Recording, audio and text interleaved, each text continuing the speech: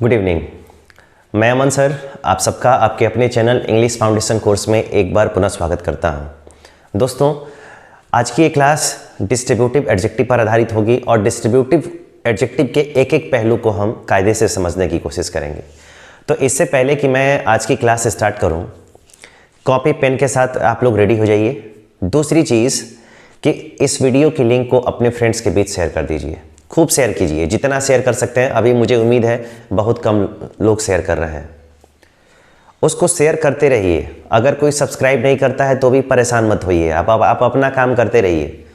हर एक चीज़ को पहचानने में वक्त लगता है, उसको पहचान बनाने में वक्त लगता है। आपकी भी अपनी पहचान बनेगी, उसमें भी समय लगेगा। तो परेशान नहीं होना चाहिए, बस सिंगल माइंडेड होकर काम करना चाहिए। तो चलिए डिस्ट्रीब्यूटिव एडजेक्टिव का कॉन्सेप्ट शुरू करें। उससे पहले मैं आपको कुछ चीज़ें बता दूं।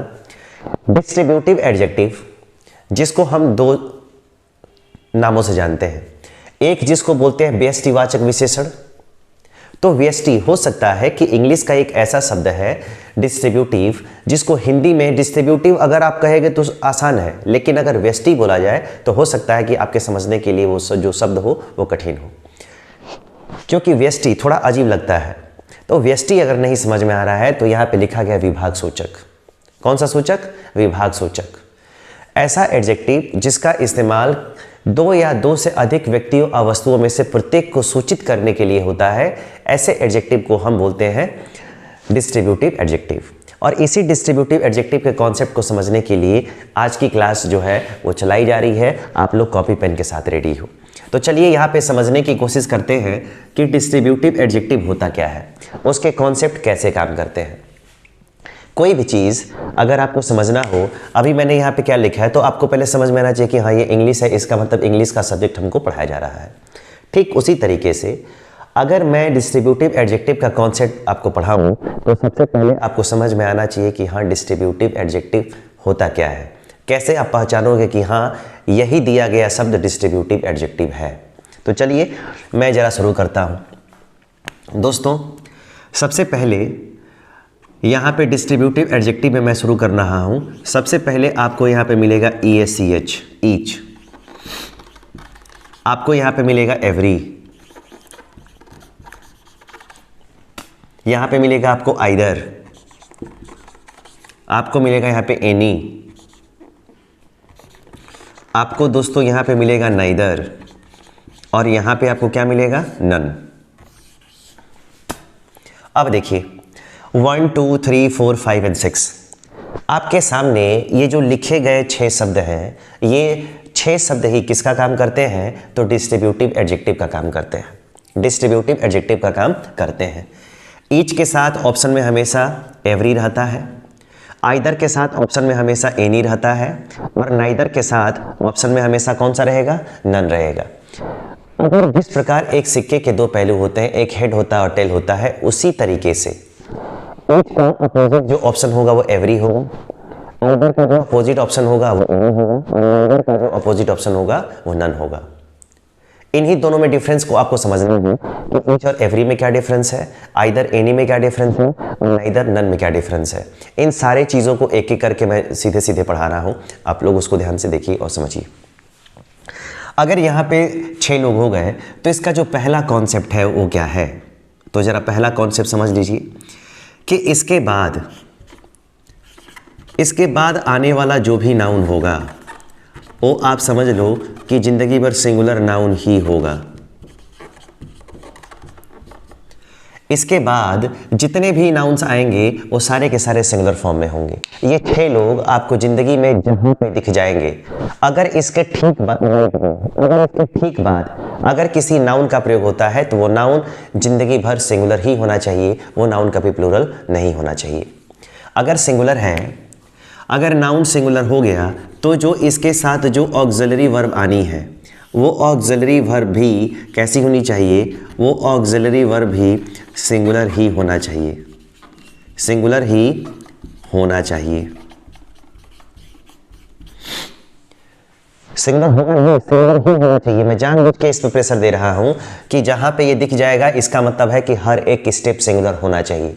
और अगर हेल्पिंग वर्ब सिंगुलर हो गई तो हेल्पिंग वर्ब के बाद आपको अपना के लिए जो एक इस्तेमाल करने के लिए आएगा वो वहाँ पे क्या करोगे, यानी जो पॉजेसिव केस इस्तेमाल करोगे आप क्या करने वाले हो, तो ज़रा यहाँ पे ध्यान दो।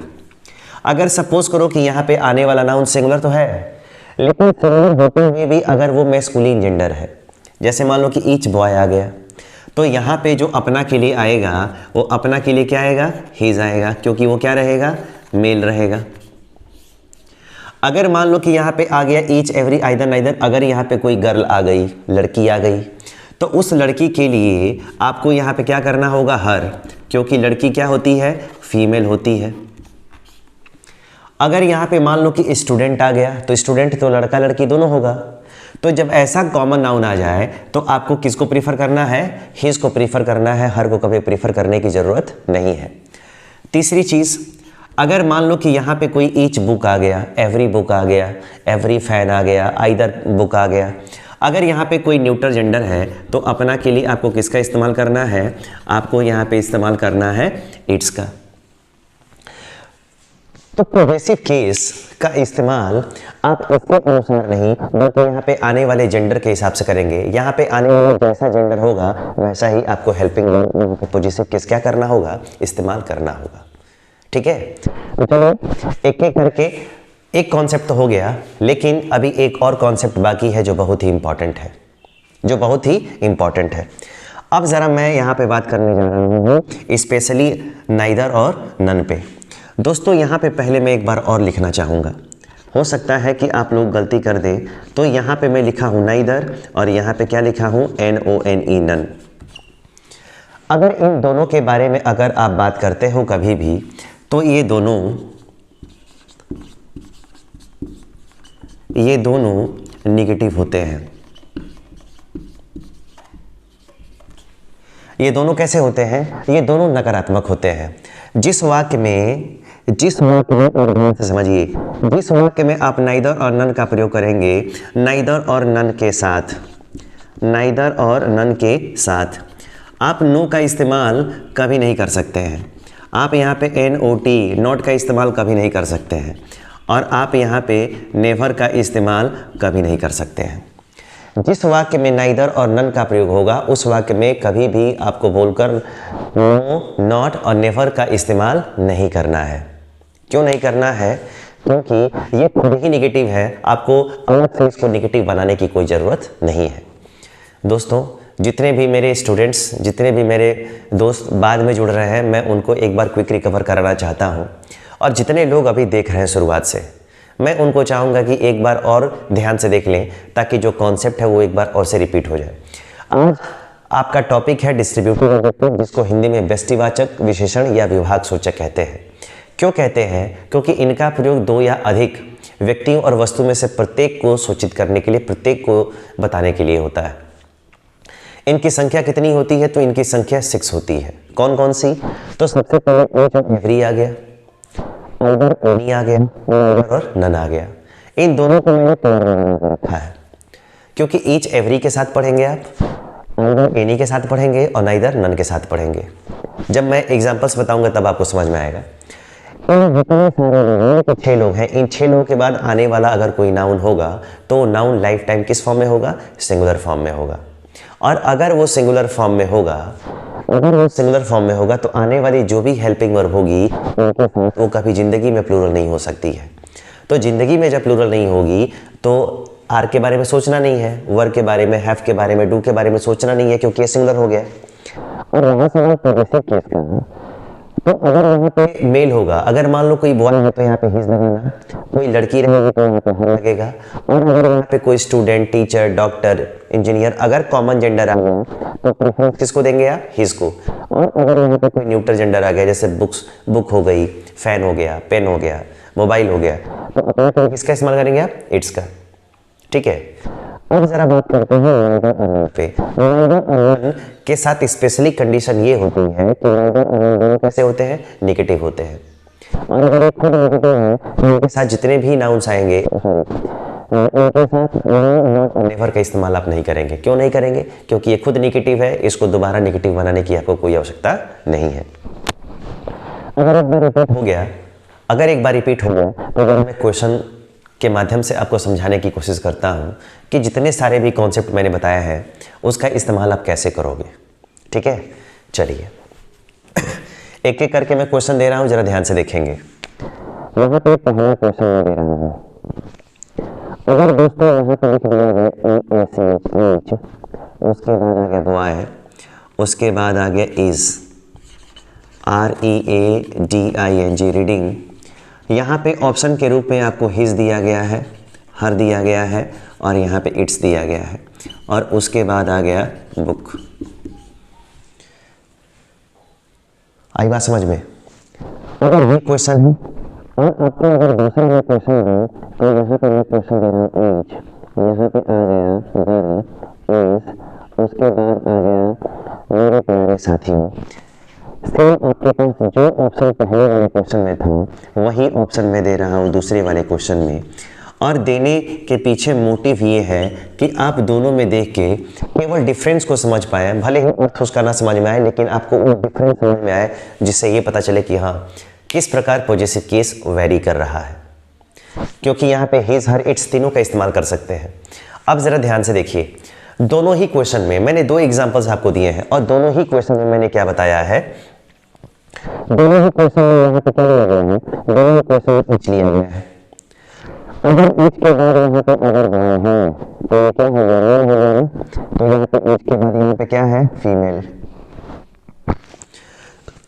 आने वाला सिंगुलर है, कैसा है तो सिंगुलर है। और अगर सिंगुलर है तो हेल्पिंग वर्ब भी किस प्रकार की होनी चाहिए, सिंगुलर। तो यहाँ पर भी बॉय के अनुसार क्या है, इज है और यहाँ पर विगर के अनुसार इज है, यानी कि हेल्पिंग वर्ब क्या है, सिंगुलर है। इसमें जरा भी टेंशन लेने वाली कोई बात नहीं है। अब जरा बात करते हैं कि अगर ये बॉय है तो अपना के लिए क्या लगाओगे आप, हिज लगाओगे ना। तो इस लड़के के हिसाब से यहाँ पे हिज होगा, यहाँ पे हर और इट्स क्या है, गलत है, हर और इट्स गलत है। लेकिन अगर यहाँ पे गर्ल है तो यहाँ पे गर्ल के हिसाब से आपको यहाँ पे क्या लगाना है, हर। इसका मतलब कि हिज गलत है और इट्स गलत है। अब आपका ऑप्शन नंबर भी क्या है, सही है। तो ईच और एवरी के बाद, आइदर एनी के बाद, नाइदर और नन के बाद जिस प्रकार का नाउन आएगा उसी प्रकार का आपको पॉजिटिव केस क्या करना है, इस्तेमाल करना है। मैं इसको मिटाने वाला नहीं हूँ, मैं इसको नहीं मिटाऊंगा, मैं केवल मिटाऊंगा आपके एग्जाम्पल को, क्योंकि एग्जाम्पल को ही मैं 2-3 बार डस्ट करूंगा और यहीं पे मैं आपको समझाने की कोशिश करूंगा कि देखिए बाकी सारी चीज़ें इस आपके बोर्ड पे लिखी गई हैं और अगर बोर्ड पे लिखी गई हैं तो बस देख के आपको कैसे मैनेज करना है वो सीखना है। ठीक है, चलिए मैं ज़रा 2 मिनट के लिए हटता हूँ, 2 मिनट कह रहा हूँ मैं, 5 सेकंड के लिए हटता हूँ। आप लोग बोर्ड से इसका स्क्रीनशॉट ले लें या जो लोग लिख रहे हैं वो लिख लें। ठीक है, तब मैं आपको आगे की कहानी बताता हूँ।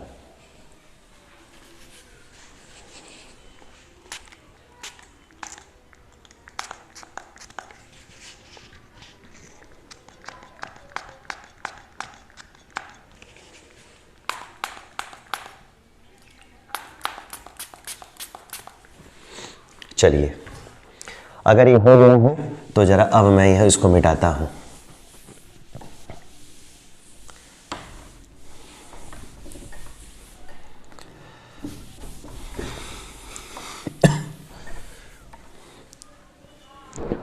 और ज़रा ध्यान से देखेंगे, ईच पे बता दिया, एवरी, आइदर, नाइदर सब पे मैं बताता हूँ आपको ऑप्शन। अगर दोस्तों यहाँ पे क्वेश्चन में लिख देता हूँ, ये तीसरा है। अगर आइदर ईच हो गया तो मैं जरा भर देता हूँ एवरी, और उसके बाद आगे STUDENT, एवरी स्टूडेंट। उसके बाद आगे हैज, यहाँ पे आ गया डन, और उसके बाद आ गया duty. Every student has done his duty.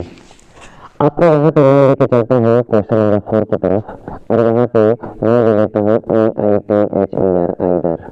उसके बाद आगे BEE के बुक, उसके बाद आगे इज, EID, यहाँ पे आगे टू, और उसके बाद आगे दोस्तों कवर। ये 2 क्वेश्चन देखिए आप, और इन दोनों क्वेश्चन को देखने के बाद आप जरा इसको सॉल्व करने की कोशिश करिए कि जो मैंने यहाँ पे लिखा है क्या वो क्वेश्चन में you don't have any option. अगर आपके पास ऑप्शन नहीं है, अगर ऐसे ही आपको करने के लिए पूछा जाए तो आप उसमें फिल इन द ब्लैंक्स में क्या भरोगे? तो अगर आप लोगों ने यहाँ पे चेक किया होगा तो यहाँ पे हिज, हर और इट्स तीन ही ऑप्शंस हैं आपके पास। जब भी आप क्वेश्चन सॉल्व करोगे तो आपके पास तीन ही विकल्प मिलेंगे और तीन विकल्पों में से कोई एक विकल्प आपका करेक्ट होगा। अगर पिछला जो क्वेश्चन है उसमें आप लोगों ने देखा कि उस क्वेश्चन में क्या था, उस क्वेश्चन में यहाँ पे एक मैंने हिज को भरा हुआ था क्योंकि यहाँ पे बॉय थी, यहाँ पे दूसरे वाले में मैंने हर को भरा हुआ था क्योंकि यहाँ पे पीछे क्या थे, गर्ल थी। लेकिन अब यहाँ पे कौन सा जेंडर आ गया? तो अब यहाँ पे दोस्तों आ गया स्टूडेंट। और अगर स्टूडेंट के बारे में पूछा जाए तो स्टूडेंट कौन सा जेंडर है? आपका कॉमन जेंडर है। अगर कॉमन जेंडर है तो स्टूडेंट लड़का और लड़की दोनों ही हो सकते हैं, और अगर दोनों हो सकते हैं तो मतलब साफ है कि यहाँ पे स्टूडेंट होगा तो लड़का लड़की दोनों होगा, लेकिन प्रेफरेंस आपको किसको करना है? हिज को ना। तो यहाँ पे स्टूडेंट के हिसाब से आपको यहाँ पे क्या भरना होगा? आपको हिज भरना होगा। लेकिन अगर दूसरे नीचे वाले क्वेश्चन में तो अगर के बाद यहाँ पे बुक है और बुक कौन सा जेंडर है? तो बुक आपका न्यूट्रल जेंडर है। और न्यूट्रल जेंडर है तो आप यहाँ पे देख लो कि हेल्पिंग वर्ब भी सिंगुलर है, हेल्पिंग वर्ब भी सिंगुलर है। क्यों? क्योंकि हेल्पिंग वर्ब लाइफ टाइम कैसी होनी चाहिए? सिंगुलर फॉर्म में होनी चाहिए। और अगर सिंगुलर फॉर्म में है तो यहाँ पे अपने के लिए क्या लगाएंगे? अपने के लिए लगाएंगे इट्स। आपका क्वेश्चन क्या है? करेक्ट है। ठीक है, चलिए अगर ये हो गया है तो जरा अब मैं बढ़ता हूं आज की क्लास के अगले क्रम में। और अगला क्रम क्या कहता है तो जरा ध्यान दें। अगला क्रम कहता है कि इसको सर जी आप मिटा दो और मिटाने के बाद आप यहाँ पे बाकी का जो कॉन्सेप्ट है वो हमको समझा दो।